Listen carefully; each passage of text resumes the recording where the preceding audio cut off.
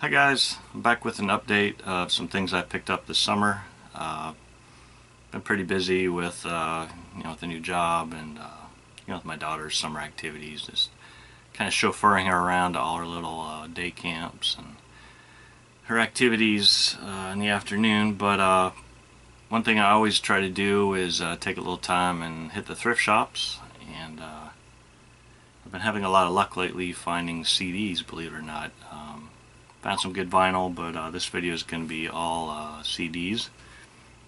So I'll just get right into it. There's a thrift shop just down the road from where I work, and I hadn't really been on that side of town. I try to avoid that side of town, actually. It's kind of the other side of the campus, the university here, and just haven't had a reason to get down there. But with my new job, I'm just down the road, so I hit this thrift store probably 2 or 3 times a week just to see if there's anything new, and occasionally there's some new good stuff there. Picked up a couple of CDs there. These are pretty cool. This is Gene Ammons. It's called Young Jug, saxophone player here, I think tenor sax. And this is on the Chess label, but also somehow GRP. Yeah, the label it for a while was, I guess, or a group, I don't know what the deal is, but they were putting out Impulse reissues for a while there, back in, I think, the early 90s or something. But this is, it's a collection of his early recordings, things off of the Aristocrat label, Chess, and even a few tracks off of Decca. So pretty cool, some big band kind of stuff here, and then some more of, I guess, what you typically associate with Gene Ammons. Yeah, executive producers Dave Grusin and Larry Rosen, those are the GRP guys. Reissue produced by Keep News. You might recognize his name if you collect some of the fantasy remasters. Yeah, so it says, in the back it says Chess recordings originally produced by Leonard Chess, but like I said, in the credits some of the records were from Aristocrat and Decca, so I don't know if Leonard Chess was associated with those labels at one point or not, but that was a pretty nice find for $1. And another one from the same store. Someone must have unloaded their bit of their jazz collection. This is Clark Terry and Red Mitchell. Clark Terry on trumpet, flugelhorn, Red Mitchell on bass. And this is on the Enja label, or Enya, I'm not sure how you pronounce that. But what it is, it's kind of a tribute. You can tell from the label it says to Duke and Basie. It's them kind of playing, Duke Ellington, Count Basie songs, and they both do a little bit of vocal work on here. It's just kind of a fun album. Pretty neat pickup. I'd never seen this before. And there were actually a couple more CDs that I thought about buying and didn't. I wish I did now. One was Etta James, and another was I think Ella Fitzgerald. Kind of like compilations, but I don't know why I snoozed on that. By the time I got back, the next 2 days later, they were gone. But I was happy to pick those two up. And then the other Goodwill in town that tends to have a lot more turnover, more records, CDs, things like that. Found some interesting stuff there. Not my usual kind of stuff here, but kind of memories of my childhood here, my teenage years. Got a couple CDs by Sabotage, a heavy metal band out of Florida. Of course, I grew up here in Florida, and these guys, I used to live down in Clearwater, Florida, just west of Tampa, and these guys were from that area. In fact, if you look inside this one, I think their fan club is in Palm Harbor, Florida, which is just a little bit north of Clearwater. So when I was growing up, when I was a teenager, these guys were kind of like the local band making it big. They had a record deal with Atlantic, and got some good airplay. Their video, like Hall of the Mountain King, and this title track here, Gutter Ballet. I remember getting some rotation. And of course, some of the members went on. They formed this kind of band, Trans-Siberian Orchestra, I think it's called. It does kind of like heavy metal Christmas tunes. And if you've ever been to Disney's Hollywood Studios for the Christmas light spectacle thing, they jam their music at loud volume, the Trans-Siberian Orchestra. It's basically the guitar player and I think some of the other band members from this band. And so this is Gutter Ballet. It's like their 4th album, I think. And I picked up another one here, Streets. Does it say a rock opera? Yeah, a rock opera. Kind of like, a little bit like Queensryche, kind of a little more cerebral heavy metal. But kind of like a heavier sound, more like a cross between like, I don't know, Megadeth and Queensryche or something. Not quite as cerebral as Queensryche, and not quite as heavy as Megadeth, but somewhere in the middle. Didn't pay $8.99 for this. I paid $1 each for these. So that was kind of cool, just something I can play in the car and jam out to. And picked up another one there. Yeah, I saw this, and of course I had to have it. Miles Davis, Birth of the Cool. But I made the mistake of not opening it up and looking inside, and guess what? There's no CD. So that's kind of a bummer. Always remember, if you're doing thrift stores, check out the stuff inside. And then one more from that Goodwill. I picked this up a few days ago on a different trip. Kind of an odd album. This is Mephistopheles. It's called God Bless Satan. Nice offensive title there. It's not Satanist music or anything. It's a ska band. I got it in New York City, and the only reason I bought it is it's produced by Bill Laswell and Bob Musso, who was one of Laswell's engineers, and also a musician, a guitarist, had his own band. Can't remember the name of the band now, but I think what the deal was, it was a band that maybe Musso had seen or was familiar with, and just kind of as a favor or something, they produced the album. It's not your typical Bill Laswell production. I think he was pretty hands-off. There's none of the crowd of musicians that Bill Laswell is normally associated with. None of them playing on it.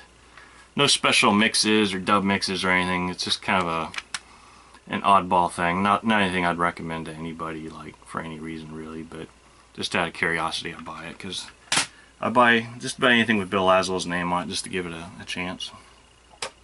And so the next group of CDs here, these were all from the Hospice Thrift Store. I went in one day and they had a whole bunch of new group of CDs out, used CDs, and there's some pretty exciting stuff, so I bought quite a few. And so I'll start with some of the kind of more boring stuff here. Just some classical stuff on the Archive production label. I guess it's like a German label. Some J.S. Bach here. And Deutsche Grammophon. Some Franz Liszt. This is on the Supraphon label. I think it's a Czech label from the Czech Republic. Dvorak. I actually got a record on the Supraphon label. And some Philips Dutch label here. Digitally remastered. There's some Handel. It's a 2 CD set, which is kind of cool. Well, 2 CD dealio here. And another Deutsche Grammophon, some Beethoven. So, you know, building up the classical collection here. Just nice stuff to pop in the stereo and listen, the car stereo, and listen to when you're driving around. And kind of between classical and experimental here, the Kronos Quartet, Pieces of Africa. This is kind of cool. They got different African musicians playing on here, and the name sticks out to me, a couple. Hassan Hakmoun, he put out a label I remember on Peter Gabriel's Real World Records, which is pretty good. And Fode Musa Suso, a guy from Gambia, I think, or Senegal, one of the two, who plays the kora. Featured on a few different Bill Laswell productions, but beautiful. If you ever haven't heard the kora, kind of Google it or something, check it out. It's a beautiful sound. It's kind of like sounds almost like a harp, but looks like a big kind of funky African guitar looking thing, but beautiful sound. Haven't actually listened to this yet. I'm looking forward to that. And some more rock stuff, rock kind of stuff here. Some Brian Ferry and Roxy Music, little compilation here. This is Street Life, it's called. Kind of their best of. on reprieves and EG. And some REM. Didn't have any REM in the collection, so I figured I'd pick these up. Green and Murmur. Nice classic REM here. And was really kind of exciting. I didn't have anything by these guys in my collection. It's kind of sad on either vinyl or CD, but saw several CDs by them. So it's a band you may have heard of. They're called the Beatles, and this is these are like late 80s CD issues here. Sgt. Pepper's here. This is the White Album. Disc 2, they didn't have Disc 1. That's kind of a bummer, but whatever. What else? Revolver. And let's see, the Beatles Anthology. This is number 3 from the set. Can't remember when these came out. Kind of, I guess, like sort of odds and ends here, or at least this disc is. Different outtakes and different versions and stuff like that, so that's pretty cool. And one more by the Beatles, live at the BBC. Another double disc set. So that's pretty cool. I was pretty excited to get that. You know, I grew up, I always heard the Beatles on the radio when I grew up. It's kind of one of those things like Led Zeppelin, you know, you hear so much of them, you're like, yeah, I don't really need to collect them, but going back in and listening to them, kind of my own space, my own time, I really enjoy it. And so that was a cool find that day. And let's see, these are from, okay, this next group, they're from the, where are they? The Humane Society, the local Humane Society thrift store. Let's see, some Duke Ellington. This one was actually in the shrink wrap. I had to bust it open and open it up. It's Greatest Hits Collection, RCA Victor. So that's cool, a nice overview of Duke Ellington, his most popular songs. And some more classical, some this is RCA Red Seal, I guess in the early days of CDs here. Looks like Rubinstein, Fritz Reiner playing Rachmaninoff. And this is pretty cool. Yardbirds, Roger the Engineer on the Warner Archives label. And this one actually still had that stupid, if you used to buy CDs, had that stupid sticker along the top you have to peel off. It never came off in one piece, and it's still got the sticker residue on there that used to drive me nuts. I used to absolutely hate that about CDs.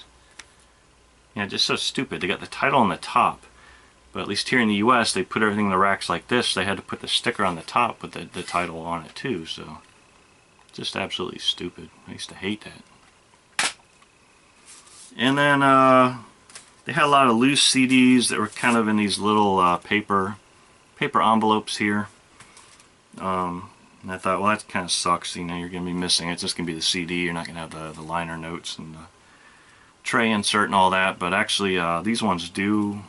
Looks like someone had them in a binder or something. So, Emerson, Lake and Palmer Works Live, the double CD set that was on Victory, the Victory label. I think this is like a one record thing back in the day when it came out. But on CD now you get a second CD with some more tracks. This is from, I guess, their the Works Live tour where they had the orchestra playing with them. And so they've got the actual tray insert. The guy kind of folded it over, I guess, or whoever owned it, to fit in their binder thing and rip the little side things off with the titles, which kind of sucks. But you know, at least I've got the tray thing, so I'll find a jewel case eventually and kind of put it back where it belongs. And then just yesterday, I had a really good score. I went to a store that I stop in occasionally because they're not really that great of a thrift store, but they'd rearranged some stuff in the store and had a bunch of CDs in and some really cool stuff. It looks like somebody had unloaded their collection. Somebody was in a kind of alternative rock, and I was real happy to pick up some of these CDs for $1 each. Television, Marquee Moon. It's a nice little digipack reissue. I always like these kind of like, you know, bonus reissue things. You know, they have nice packaging and a little, you know, you got your little booklet that slides out the side and the CD slides out the other side. It's just nice to have something a little different besides the jewel case. But some Richard Hell and the Voidoids. Robert Quine on guitar in the band here. Excellent album.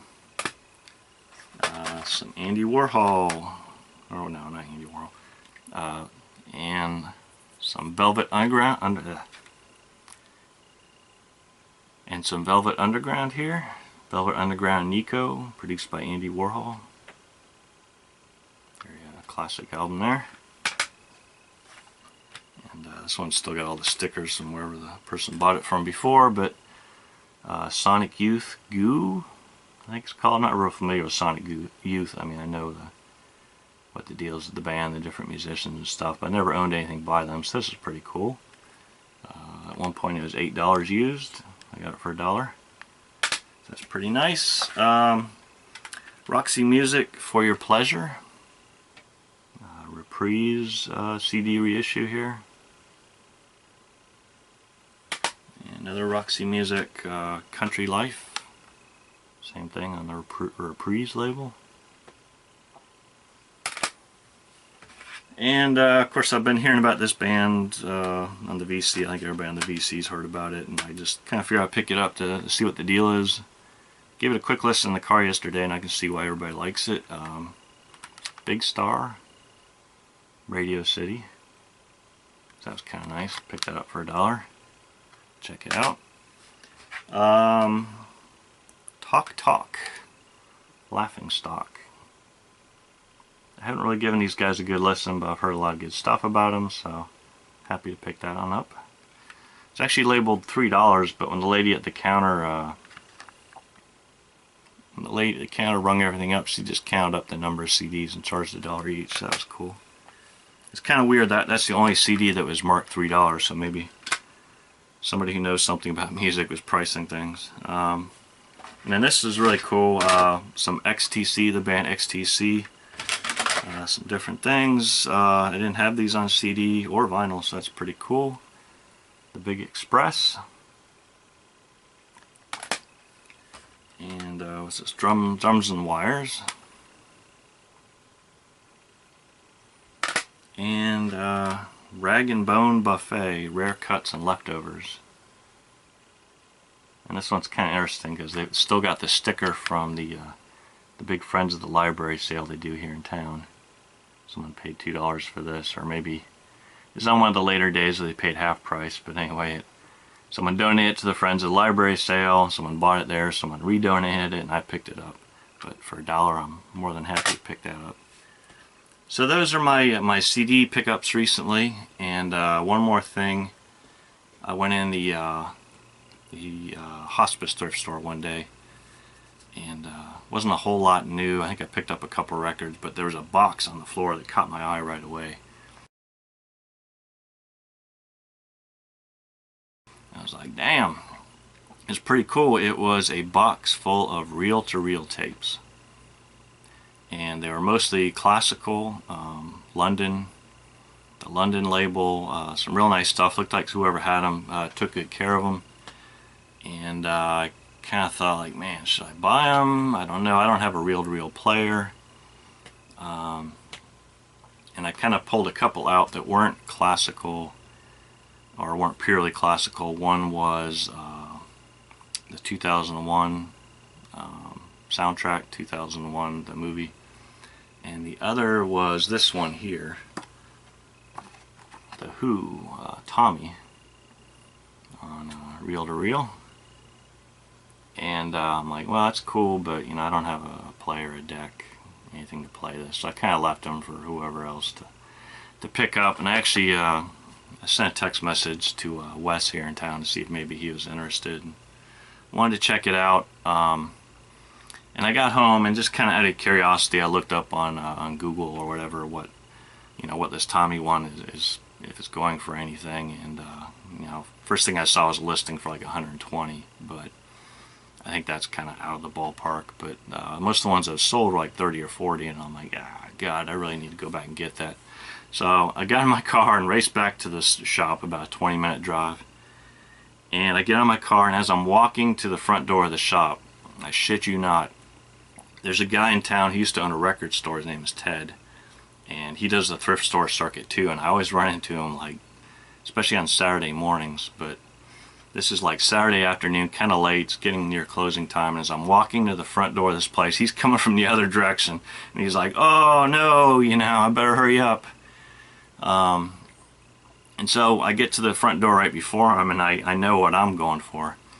And he's like, "So you found anything good recently?" And I'm like, "Yeah, there's actually something interesting in here." I said, "There's some reel-to-reel tapes." He's like, "Oh, really?" And I'm like, "Yeah." And we walked to the thing, and the first thing I do is I snatch the Tommy out of the box. And I'm like, "Well, I'm getting this one." You know, I came back to get this one, but he kind of looked at it and decided he was going to get the rest. He has a reel-to-reel player. And in hindsight, maybe I should have just bought the whole box. But we get to the front counter, and there's a little kind of disagreement. The cashier is like, "Oh, I don't know if these are supposed to be out. I think I was told these need to go in the office for the lady to price. You know, these aren't supposed to be out with the CDs and the records." And she said that any reel-to-reels need to go in her office and price. And I'm like, here we go, you know. They're going to take them back in the office. They're going to price them for 10, 20 bucks higher. And so luckily, you know, we kind of like, well, you know, basically it's just it's like a record. It's a CD. It's just, you know, seems like it should just be $1. And the lady who's the volunteer putting the stuff out says, "Yeah, I know what the lady says, but she also said she doesn't want to see this stuff anymore, these old antiques." And so we finally agree $1 each. So pick this up for $1.